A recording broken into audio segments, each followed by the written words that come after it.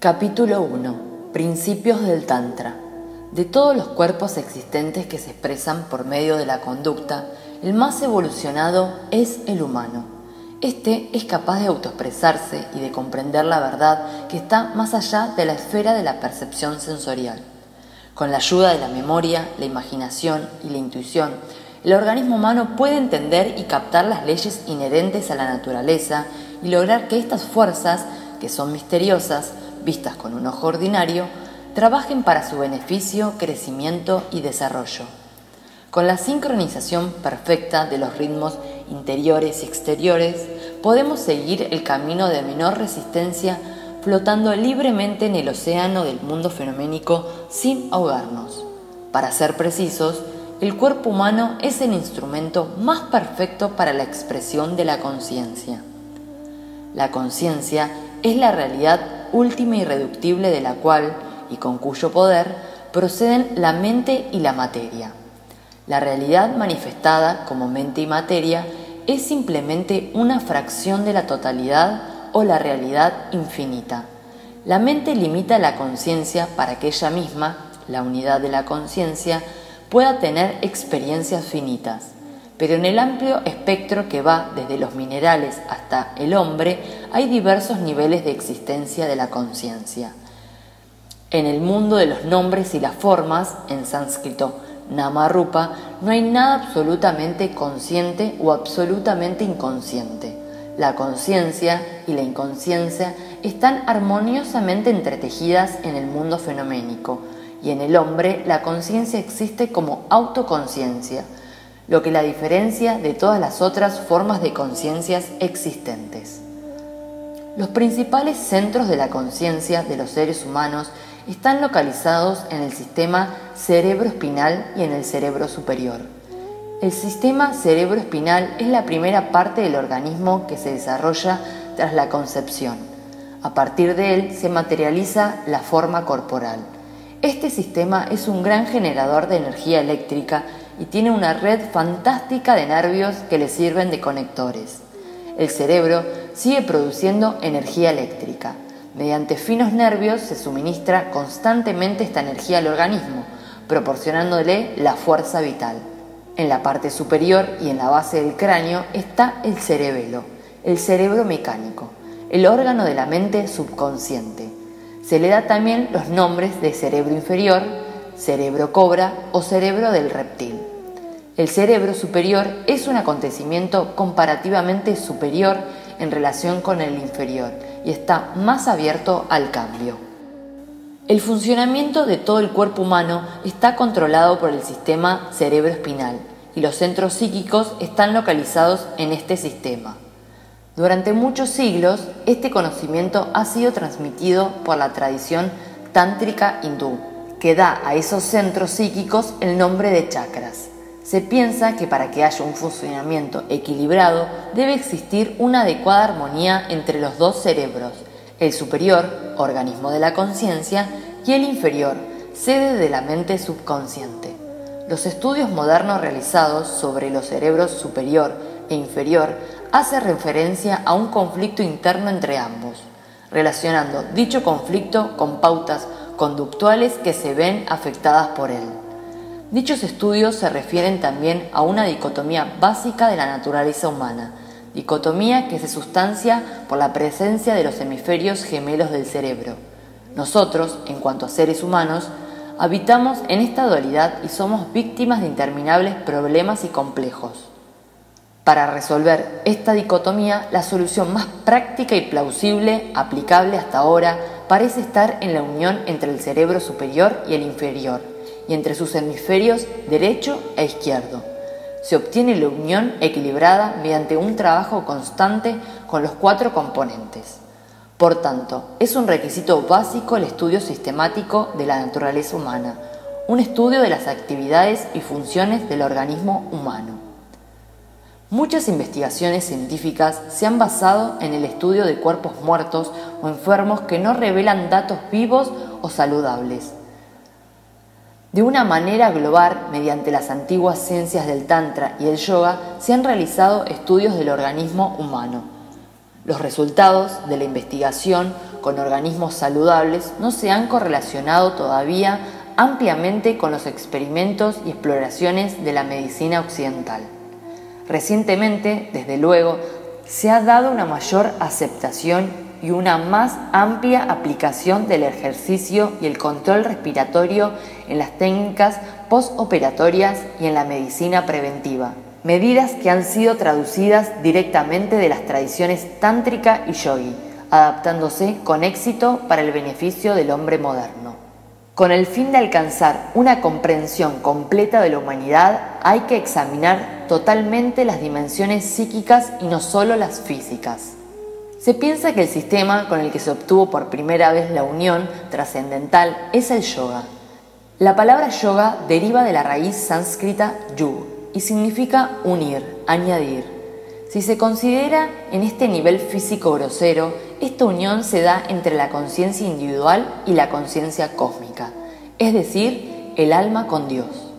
El yoga representa un método práctico, un sistema que crea el estado de unificación de los dos, los procesos mentales y la conciencia.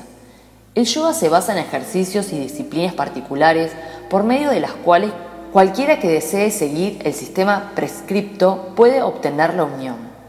De acuerdo con este sistema, la conciencia individual es una expresión parcial de la conciencia cósmica, la realidad divina, la fuente, el sustrato del universo manifestado. En esencia, la conciencia cósmica y la individual son la misma, pues ambas son conciencia e indivisibles, pero están separadas por la subjetividad, y tras la solución de esta subjetividad, la esencia o conciencia individual se disuelve teniendo lugar la unión. La comprensión de la propia naturaleza divina permite la liberación de la trampa de la naturaleza animal, que es lo que produce la subjetividad y la visión limitada. En el lenguaje del yoga se da el nombre de trampa mental. En la psicología moderna, el término mente se utiliza en un contexto totalmente distinto. Aquí denota el aspecto funcional del cerebro, responsable del pensamiento, la volición y los sentimientos. El cerebro es una realidad material y la herramienta de la mente, pero la propia mente no es materialmente real. Los científicos modernos se han comprometido en la búsqueda de una realidad no material en el cerebro material y sus hemisferios gemelos. Buscan la psique. El núcleo de la sabiduría antigua arroja una gran luz sobre este tema y tiene mucho que ofrecer en el campo si se vuelve a investigar y correlacionar adecuadamente. En las esferas de la psicología moderna y la ciencia médica actual se entiende en cierta medida esta verdad, y en esa medida se está investigando el conocimiento antiguo, mientras algunos científicos trazan las primeras correlaciones entre esta verdad y sus propias observaciones. Hoy en día tratamos de crear armonía entre el enfoque racional y el emocional o devocional de la psique humana. Los métodos empleados por los dos sistemas, el moderno y el antiguo, tienen en su enfoque una diferencia básica. Los yogis enfocan la psique buscando su causa en la mente y la conciencia. Los psicólogos, en cambio, tratan de definirla estudiando la conducta. La fórmula del yogi original es la de descubrir el ser por medio de la investigación de uno mismo. El enfoque de los científicos actuales consiste en observar a los demás y no al ser, que están en todos. Los psicólogos y otros científicos comprometidos con la comprensión de la conciencia estudian a los individuos y los grupos para determinar las diversas dimensiones de la mente. El yoga no solo describe todos los estados, aspectos y dimensiones mentales, sino que propone juegos prácticos para que la mente controle su funcionamiento, consiga la paz y se libere de las desgracias y sufrimientos causados por las modificaciones y fluctuaciones mentales. Son inherentes al yoga dispositivos prácticos por medio de los cuales uno puede ir más allá del modo normal del funcionamiento de la mente. Además de su significado espiritual, la filosofía del yoga tiene un valor moral y es de mucho uso en la vida diaria. En los principios yogis está la primera piedra para unas mejores relaciones humanas y para la paz colectiva. Un concepto básico del yoga se establece en esta máxima: Sarve Bhavantu Sukhina. Sarve San Niramaya, que todo el mundo sea feliz, que todo el mundo esté en paz. Los principios establecidos por la filosofía yogi son universales y proporcionan un proceso y desarrollo global de todas las facultades de la mente. Al aspirante que trabaja por medio del yoga le proporcionan la capacidad de detener a voluntad todas las modificaciones mentales. La práctica constante de la autolimitación ayuda al aspirante a centrarse y quedarse tranquilo. También acalla sin esfuerzo el diálogo interior. El fruto del sadhana, práctica yogi, es la capacidad de elevarse por encima de las aflicciones, trascendiendo las facultades cognitivas, el mundo perceptivo y la unión con el cuerpo y los sentidos. Proporciona a la mente, habitualmente unidimensional, una atención sin fisuras, paz perpetua, cambio en las pautas de conducta y finalmente iluminación. La unidireccionalidad es un atributo especialmente útil en esta época de alta tecnología y paso rápido. La paz en nuestro interior y a nuestro alrededor, sin distracciones ni perturbaciones, es esencial para la autoexpresión. Individualmente necesitamos entender nuestro potencial latente, necesitamos investigarnos a nosotros mismos, necesitamos además entendernos como un microcosmos y entender nuestra relación con el macrocosmos. Todas las ciencias físicas tienden a dividir al hombre en muchas partes, mientras que las ciencias espirituales perciben la unidad que hay dentro de la diversidad. Aunque ciertamente es necesario estudiar las cosas por partes, también es necesario crear una totalidad con esas partes y reconocer el lugar que ocupamos en relación con los demás, que son partes similares. El excesivo individualismo, la subjetividad y la importancia que damos a los intereses propios crea velos que cierran las ventanas de la mentalidad abierta. El énfasis excesivo puesto en el ser individual creará sentimientos de soledad y pesimismo. Reconociendo esto, el sistema del yoga ha identificado 5 estados de clasificación mental: autismo, estupefacción, inquietud, unidireccionalidad, supresión. 1. Autismo, kripta. En este estado no se tiene ni la paciencia ni la inteligencia necesarias para la contemplación de un objeto suprasensorio y en consecuencia no se puede pensar ni comprender ningún principio sutil. Por una intensa envidia o malicia, la mente puede hallarse a veces en estado de concentración, pero no es una concentración yogi. 2. Estupefacción, mudda. En este estado de la mente, la obsesión por los materiales en relación con los sentidos hace que no seamos aptos para pensar los pensamientos sutiles. Un ejemplo de esto es alguien comprometido en los pensamientos sobre la familia o la riqueza hasta el punto de la fatuidad. 3. Inquietud, Viagra. Este estado no puede hacerse igual al de kripta. Básicamente tienden este tipo de mentes devotos más espirituales, una mente que a veces puede estar tranquila y perturbada en otras ocasiones. Como está temporalmente calmada, una mente desosegada puede entender la naturaleza real de los principios sutiles si se oye hablar de ellos y puede contemplarlos durante un largo periodo, pero aunque con una mente inquieta la concentración es posible, no dura demasiado. La liberación no puede conseguirse solo mediante la concentración cuando la mente habitualmente está inquieta, pues cuando cesa la concentración vuelve a surgir la distracción. Hasta que la mente se libera de las distracciones y desarrolla una unidireccionalidad permanente, es imposible conseguir el estado de salvación. 4. Unidireccionalidad, ekagra. Patanjali, el compilador de los Yoga Sutras, lo ha definido como un estado de la mente en el que al desaparecer un pensamiento se presenta otro en sucesión con el anterior, y cuando se produce una sucesión continua de esos estados, se dice que la mente es unidireccional. Lentamente se convierte en un hábito de la mente, en la conciencia de vigilia e incluso en el estado del sueño. Cuando se denomina la unidireccionalidad, es posible alcanzar el Samprajñāta Samadhi. Este Samadhi, bendición, es un verdadero Samadhi yogi que conduce a la salvación. 5. Supresión. Niruddha. Es el estado desprovisto de pensamiento. Mediante la práctica constante del cese del pensamiento, se puede entender verdaderamente el mundo de los nombres y las formas en cuanto al producto de la mente. Cuando la mente deja de existir en un sentido práctico del término, todo lo demás se disuelve. La mente funciona normalmente mediante 3 estados distintos: conciencia de vigilia, conciencia del sueño, sueño profundo. En el estado de conciencia de vigilia, trabajamos en coordinación con los cerebros superior e inferior y con los hemisferios gemelos.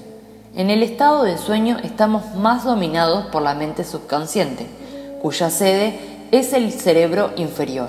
Como tales, los sueños se convierten en una herramienta del logro de los deseos suprimidos relacionados con la naturaleza animal del hombre. Solo los que han dominado el arte de la unidireccionalidad habitual son capaces de mantenerse en el estado de sueño.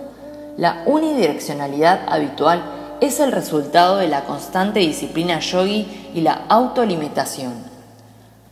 Cuando el aspirante logra este estado, trasciende la esfera del cerebro inferior, la mente subconsciente, y habita en el estado de la bendición, el Samprajñāta Samadhi, un estado alterado de la mente que se suprimen las modificaciones y fluctuaciones mentales.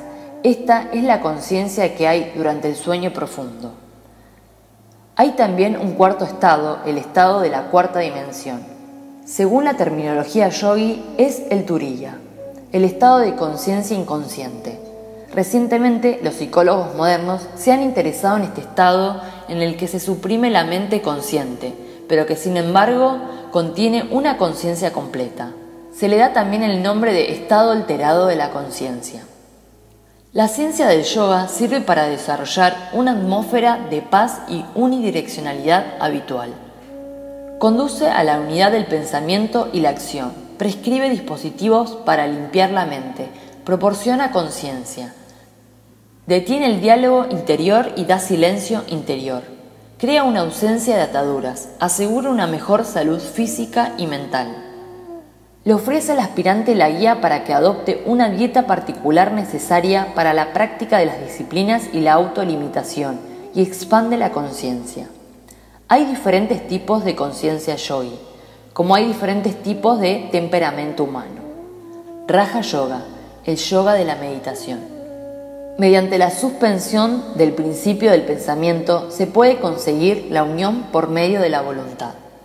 Jnana Yoga, el yoga del verdadero conocimiento. Mediante la discriminación constante entre lo no real y lo real, se puede lograr la unión mediante el verdadero conocimiento. Karma Yoga, el yoga de la acción desinteresada. Es una acción o deber realizados por el propio deber, no por la naturaleza que busca el placer ni por la naturaleza animal. El Karma Yoga permite lograr la unión por medio del servicio. Bhakti Yoga, el yoga de la devoción espiritual. Se busca la unión por medio de la devoción, el amor y la entrega. Hatha Yoga, el yoga de la limitación y las disciplinas físicas. El aspirante de Hatha Yoga busca la unión por medio de dispositivos psicofísicos y a través de estados alterados de la conciencia. El Hatha Yoga es para los aspirantes que requieren un entrenamiento físico para lograr una meditación sin obstáculo. Cada una de estas ciencias yogis, a su modo, aborda los mismos objetivos: la unión del ser, la unión del pensamiento y la acción, la unión de lo interior y lo exterior. Tantra Yoga.